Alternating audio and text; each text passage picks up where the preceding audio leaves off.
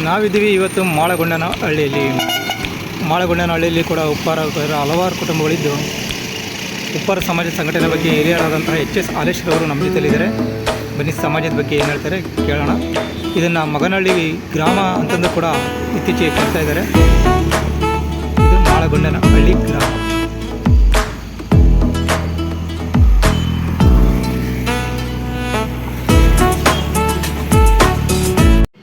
ಮಾಗನಹಳ್ಳಿಯಲ್ಲಿ ಸುಮಾರು 70-80 ಉಪ್ಪಾರ ಕುಟುಂಬಗಳು ಇದ್ದು, ಆ ಉಪ್ಪಾರ ಕುಟುಂಬದ ಜನರು ಬೇರೆ ಬೇರೆ ಕೂಲಿ ಕೆಲಸಕ್ಕೆ ಮಾಡ್ತಾಯಿದ್ದಾರೆ.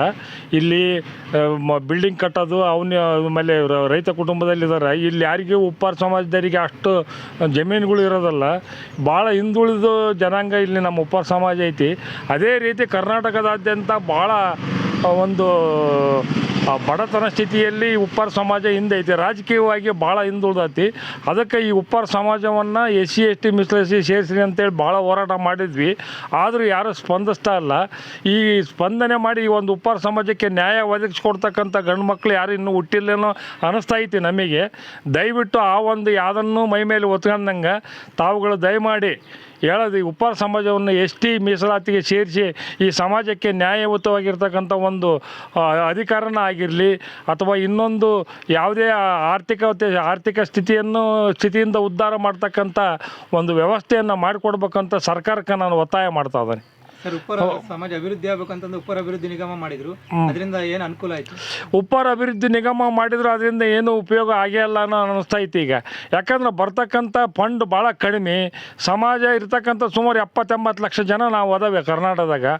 ಆದ್ರೂ ಯಾರೂ ಈ ಒಂದು ಉಪ್ಪಾರ ಸಮಾಜಕ್ಕೆ ಏನು ಆರ್ಥಿಕ ಒಂದು ಅಭಿವೃದ್ಧಿ ಅಂತ ಮಾಡಿದರೆ ಉಪ್ಪಾರ ಸಮಾಜ ಸಪ್ರೇಟ್ ಉಪ್ಪಾರ ಸಮಾಜಕ್ಕೆ ಇಷ್ಟೇ ಏನೋ ಒಂದು ಆರ್ಥಿಕ ಅನುಕೂಲತೆ ಮಾಡಿಕೊಡ್ತಕ್ಕಂಥ ಸ್ಥಿತಿ ಇಲ್ಲ.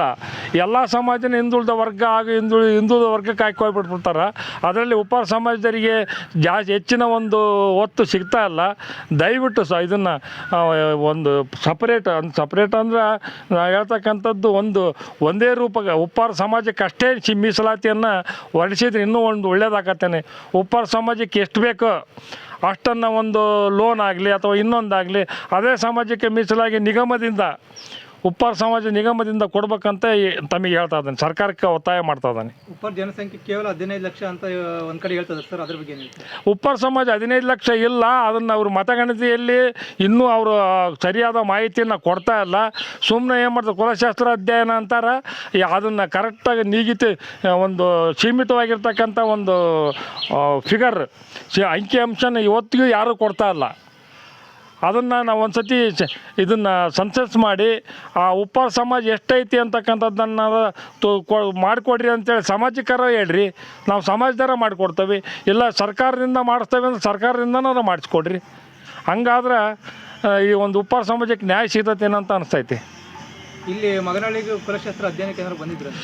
ಮಗನಹಳ್ಳಿ ಕುಲಶಾಸ್ತ್ರ ಅಧ್ಯಯನ ನಾವು ಆವಾಗ 83-84 ಮಾಡಿರೋ ಸೆನ್ಸಸ್ ಬಿಟ್ಟರೆ ಇಲ್ಲಿ ಯಾರು ಸೆನ್ಸಸ್ ಮಾಡಿಲ್ಲ. ಸುಮಾರು 4-5 ಡಿಸ್ಟಿಕ್ ಆವಾಗ ಚಿತ್ರದುರ್ಗ ಇತ್ತು, ನಮ್ಮ ದಾವಣಗೆರೆ, ಆವಾಗಿನಿಂದನೂ ನಾವು ಮಾಡ್ತಾ ಇದ್ದೀವಿ. ಮಾಡಿದ್ರೂ ಅದೇ ಲಾಸ್ಟ್ ಇಲ್ಲಿವರೆಗೂ ಉಪ್ಪಾರ ಸಮಾಜದ ಜನಸಂಖ್ಯೆ ಎಷ್ಟೈತಿ ಅಂತಕ್ಕಂಥ ಮಾಹಿತಿಯನ್ನು ಇವತ್ತಿಗೂ ಯಾರೂ ಕೊಟ್ಟಿಲ್ಲ. ಯಾವ ಥರ ಉಪ್ಪಾರಗಳು ಬರ್ತಾರೆ ಸರ್ ಇಲ್ಲಿ? ನಮ್ಮಲ್ಲಿರೋದು ಮೇಲ್ಸಕ್ರೆ ಉಪ್ಪಾರ ಅಂತಾರೆ. ಮತ್ತು ಬೇರೆ ಬೇರೆ ಉಪ್ಪಾರಗಳಿಲ್ಲ. ಯಾವುದೇ ಆಗಿರಲಿ, ಅವರು ಕಲ್ಲು ಕುಡುಗರು ಆಗಿರಲಿ, ಬೇರೆ ಒಟ್ಟು ಒಂದು ಉಪ್ಪಾರ ಅಂತಕ್ಕಂಥದ್ದು ಒಂದೇ ಇರ್ತದೆ. ಅದರಲ್ಲಿ ಇರ್ತಕ್ಕಂಥ ಬೇರೆ ಬೇರೆ ಒಳ ಪಂಗಡಗಳು ಬೇಕಾಗಿಲ್ಲ ನಮಗೆ. ಒಟ್ಟಾರೆ ನಾವು ಉಪ್ಪಾರ ಸಮಾಜದವ್ರು ಇಷ್ಟು ಜನ ಅದಾವೆ. ನಾವು ಈ ಮುಂದಿನ ದಿನಗಳಲ್ಲಿ ಈಗ ರಾಷ್ಟ್ರ ಮಟ್ಟದಲ್ಲಿ ಅಥವಾ ರಾಜ್ಯ ಮಟ್ಟದಲ್ಲಿ ಹೋರಾಟ ಮಾಡಿದರೆ ಅದರಲ್ಲೆಲ್ಲ ನೀವು ಭಾಗವಹಿಸ್ತೀರಾ? ಭಾಗವಹಿಸ್ತೇವೆ. ಮುಂಚೂಣಿಯಾಗಿ ನಿಂತ್ಕೊಂಡು ಮಾಡ್ತೇವೆ.